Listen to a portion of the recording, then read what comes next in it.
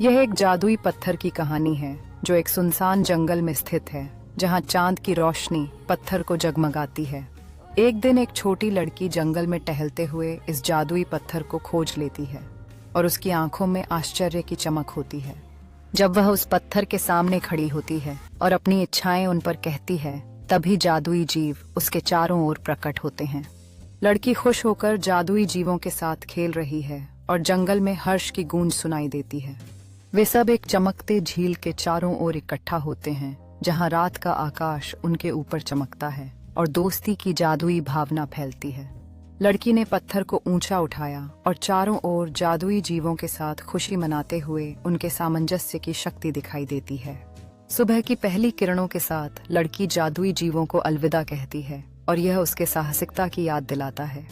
घर पर लड़की खिड़की से बाहर देखते हुए अपने अनुभवों को याद करती है और उसके बगल में जादुई पत्थर धीरे धीरे चमकता है।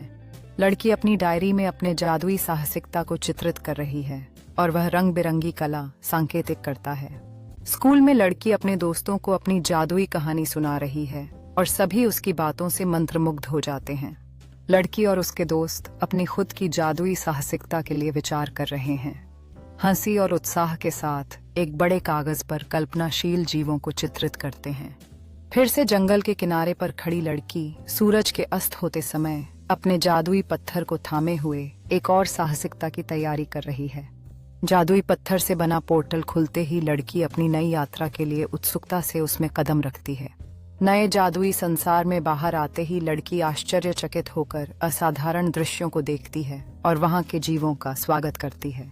लड़की जादुई परिदृश्य का अन्वेषण कर रही है, वहां के जीवों के साथ बातचीत कर रही है और छिपी हुई सुंदरताओं को खोज रही है। एक प्राचीन पेड़ पर चमकते हुए रून देखकर लड़की एक गुप्त मार्ग का पता लगाती है जो जादुई क्षेत्र में गहराई तक जाता है। गुप्त मार्ग पर कदम रखते समय लड़की चमकते हुए रोशनी के बीच अपने साहसिकता की ओर बढ़ती है। मार्ग के अंत में लड़की एक बुद्धिमान पुराना जीव से मिलती है जो उसे प्राचीन ज्ञान देने के लिए तैयार